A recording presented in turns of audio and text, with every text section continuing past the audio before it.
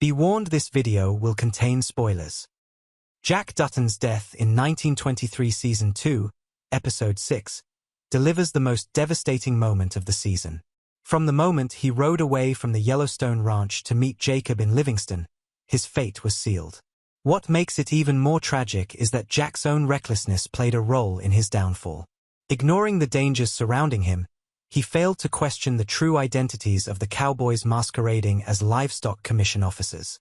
That one mistake made him vulnerable when Banner Creighton's men launched their ambush, leaving Jack completely exposed.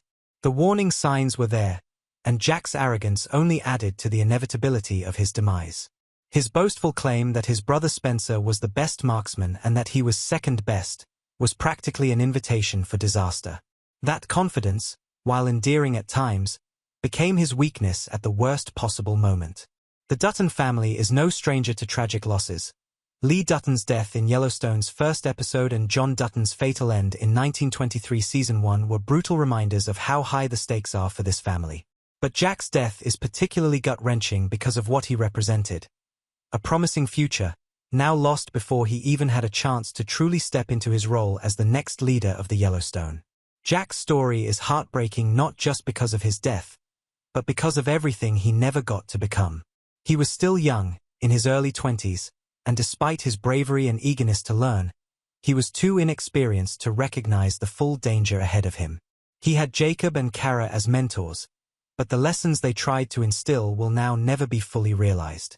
If anything, Jack is reminiscent of a version of Luke Skywalker who never left Tatooine, stuck in his small world, never getting the opportunity to grow beyond it. His death is an abrupt and painful reminder of the fragility of life in this brutal era. His absence is even more jarring considering how much of the show was setting him up as the future of the Yellowstone Ranch. Despite sharing screen time with Harrison Ford's Jacob and Helen Mirren's Kara, his arc is cut short before Spencer's long-awaited return. Jack never gets to reunite with his uncle, and Darren Mann never shares a scene with Brandon Sklenar or Julia Schlaepfer, assuming Alexandra even makes it to Montana. Instead, Jack joins the long line of Duttons who have shed blood defending their land, another casualty of the never-ending struggle to hold onto the Yellowstone. The devastation doesn't stop with Jack, though. His death creates another tragic ripple effect, most notably for his young wife, Elizabeth Strafford. After the heartbreak she endured in Season 1, losing her baby with Jack, she had finally found hope again, learning she was still able to conceive. Now, with Jack gone, she faces raising their unborn child alone.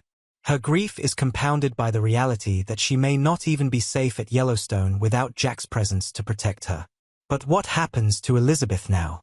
With Jack gone, her future is uncertain.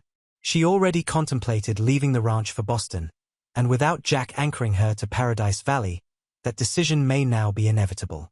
After surviving brutal hardships, including a mountain lion attack, a rabid wolf bite, and agonizing rabies treatments, Elizabeth is left with nothing but shattered dreams. If she makes it through the season, will she choose to stay, carrying on Jack's legacy? Or will she walk away, leaving the Yellowstone behind forever? Jack's death has sent shockwaves through the story, forever altering the future of the Dutton family. But what do you think? Was Jack's death necessary for the story, or do you think he should have lived to fulfill his potential? Drop your thoughts in the comments below and let's discuss.